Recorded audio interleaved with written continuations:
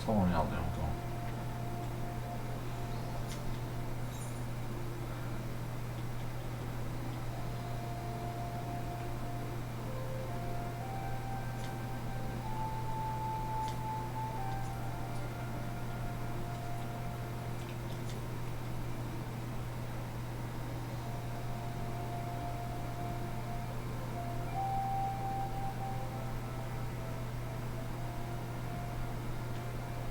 Jäklar rimligt.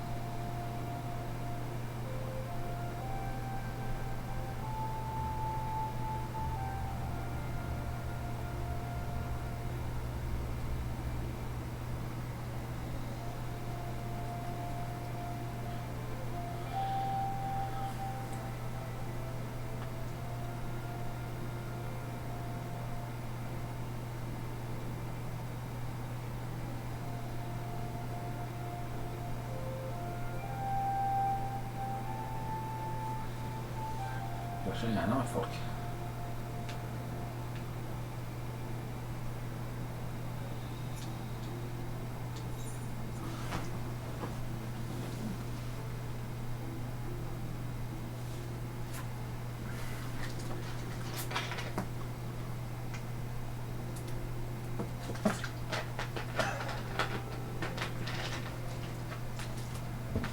Och ska flytta upp kring. Nu är det där. Den kan vi också lägga bort. Så det är där nere.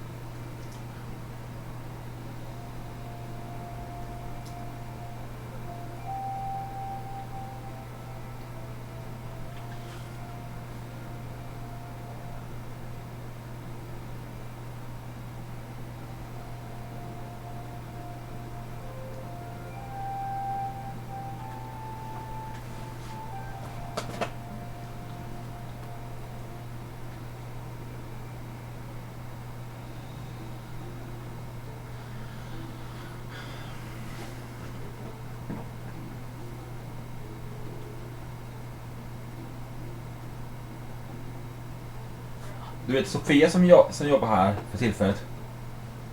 Hon spelar också Final Fantasy. Det här spelet som jag kör. Ja. Ja. Hej.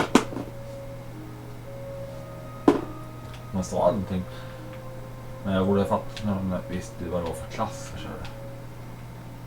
Men jag tänkte väl inte så långt.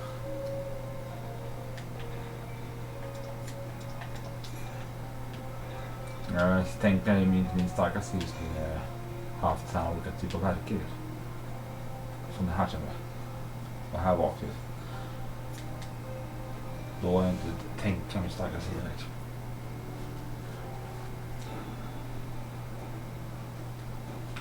Vad säger du man?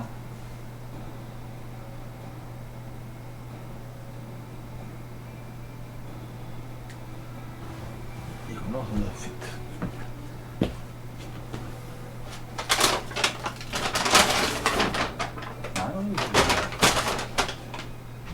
Jaha, där är du gumman. Det var 100 till Sverige. Jag hade ingen fara gumman. Jag bara undrar bara. Jag bara vet inte så inte. Så jag vet på för vad det är någonstans.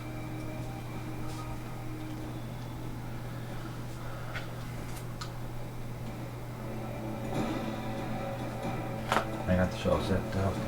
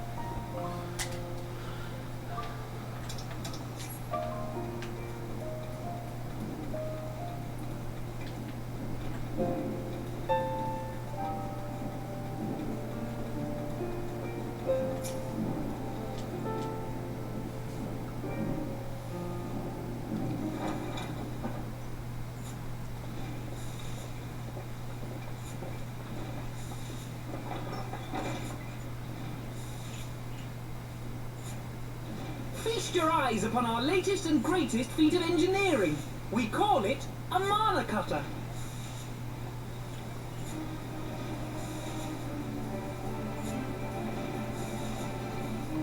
After you put down Gaius, Wedge and me struck out on our own for a bit and started work on the successor to the tiny Bronco. Impressive little thing, isn't she? My talent for ship design has plainly rubbed off on her.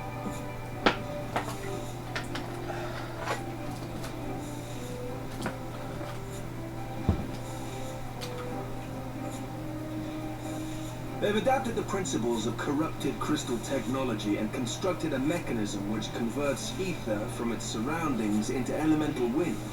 Said wind is then harnessed by the specially engineered sails, providing the craft with propulsion and lift. All in all, a most elegant solution. I'm actually a little upset that I didn't think of it myself. The design does, however, come with one small flaw. The energy conversion ratio is bloody awful. To generate enough power to get you off the ground, you need to be in an area awash with predominantly wind-aspected ether. In other words, there are a few places you can fly, lots of places you can't.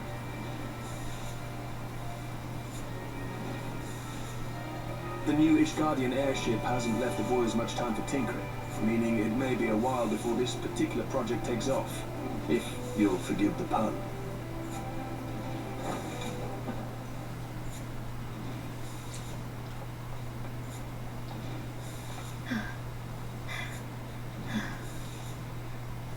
Tataru, what's happened? I've been looking all over for you. There's been word from Aldar. It's about Her Grace the Sultana.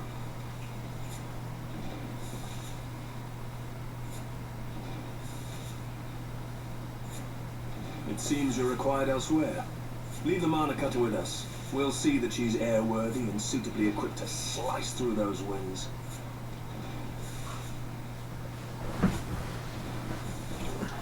You, meanwhile, should concentrate on providing Raoban and the Sultana whatever help they need.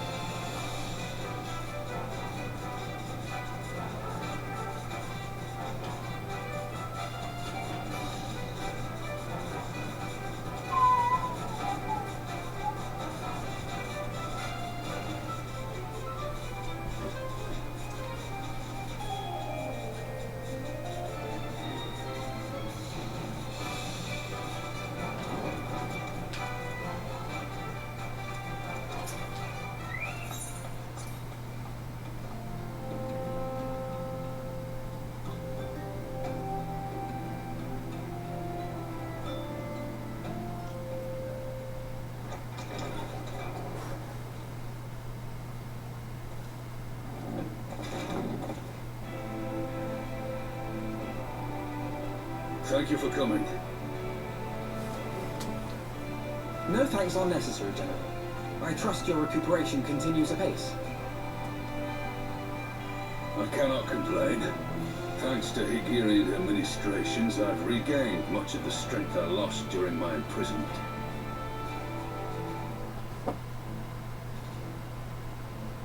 I gather you have made progress in the search for Her Grace. Aye, some good fortune at last. A few days past, Dulala informed us that a sizable shipment of alchemical supplies had been delivered to the palace.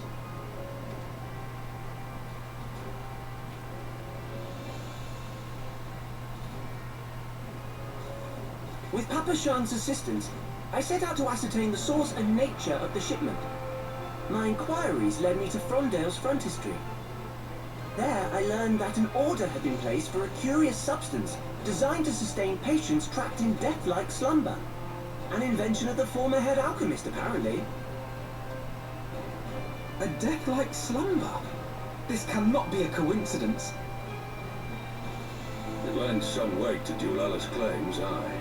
Her Grace is likely somewhere within the palace, abed but alive.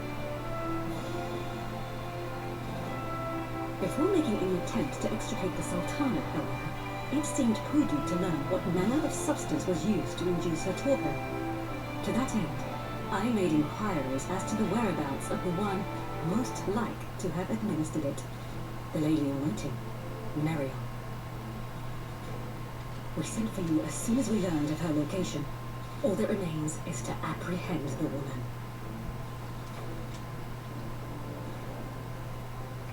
We shall find our cat's paw in the Silver Bazaar.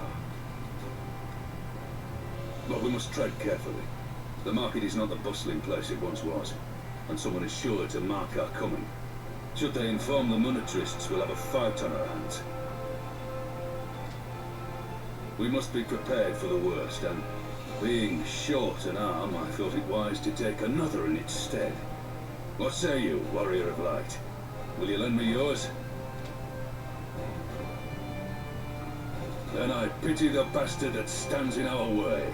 Come, my friends, for Nanamo and for Uldar!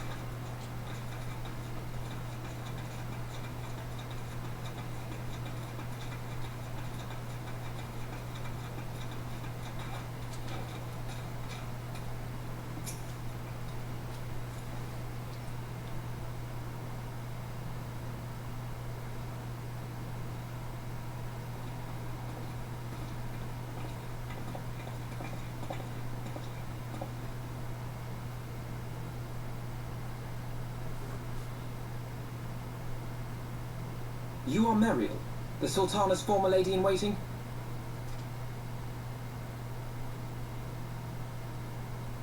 I know no one of that name. Pray excuse me.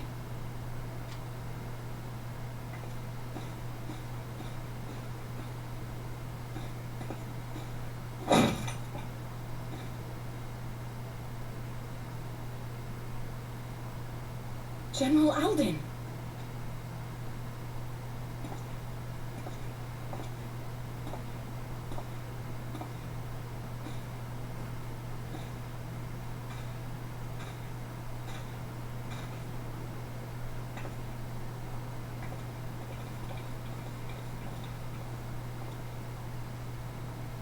We will have the truth from you, girl.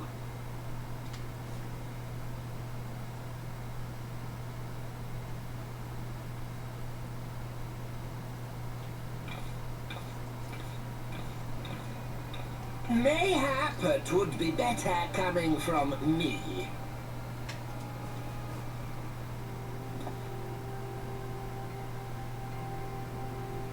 Lolorito, you best talk fast.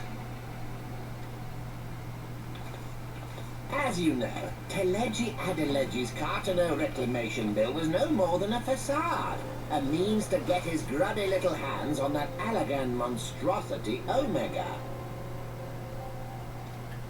When he learned of Nanamo's intention to abdicate, however, he was forced to amend his plans. Suddenly, assassination seemed the most promising way to further his ambitions. I am told Teleji had discovered a maid in whose veins ran the blood of House Thorn, a new, more pliable puppet to sit the throne. 'Twould have caused an uproar, of course, but few could have contested her claim.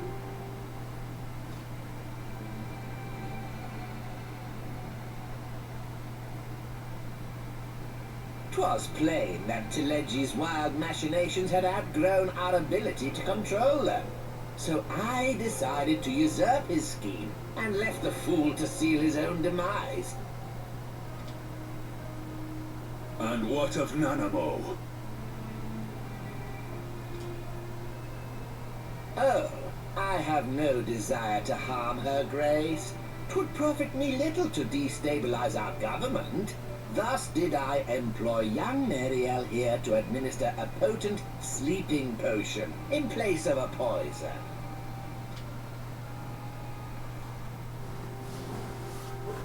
You should know, General, that your dear friend Ilberd was fully aware of my plan. I had him lie about the assassination as a means to prime your rage against Teleji. We weren't entirely sure how you would react, but things went rather better than expected.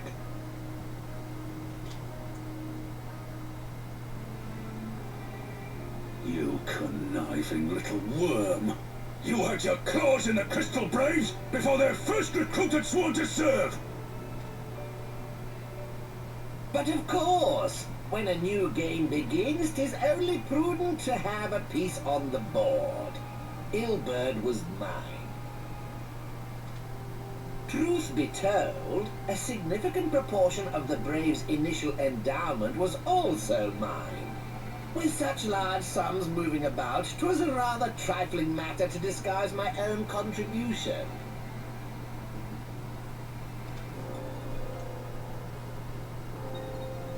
Ah, Ilberd. I secured his services with a promise to support his cause once my authority had been solidified. I swear, the man thinks of naught but prizing Alamigo from the grasp of the Empire.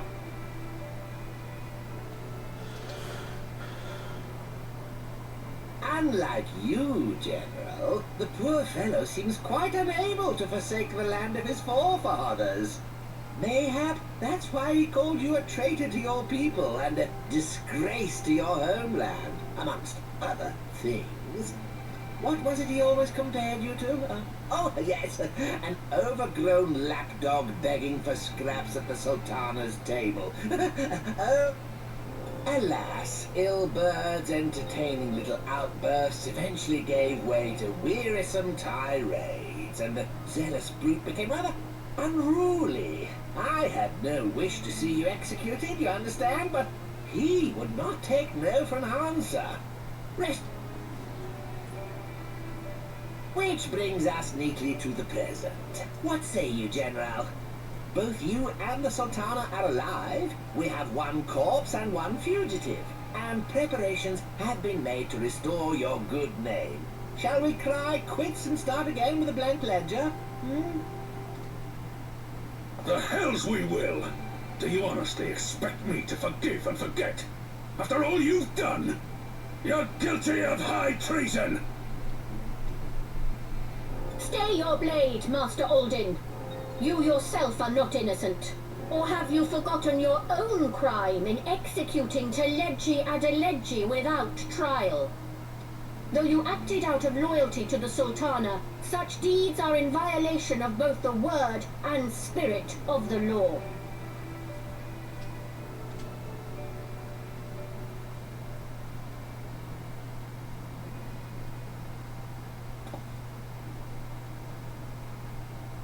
If you would, Lord Lolorito?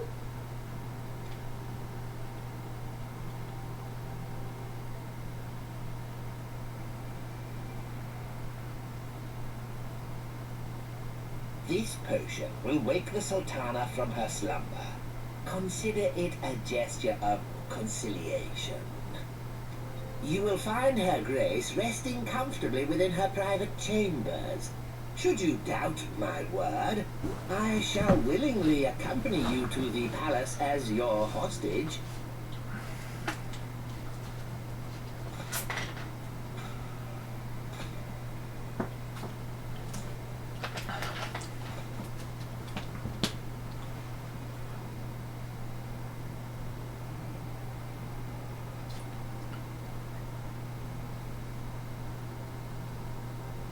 I like not your motives, Lolorito, but you saved the Sultana's life, and for that, you have my gratitude.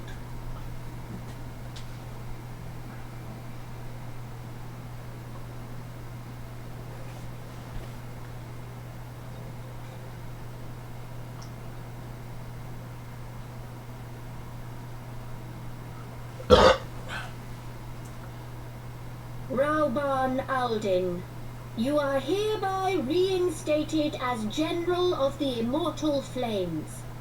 The citizens of Uldar shall once more be united under Nanamo Ulnamo, and together we shall usher in a new age of prosperity.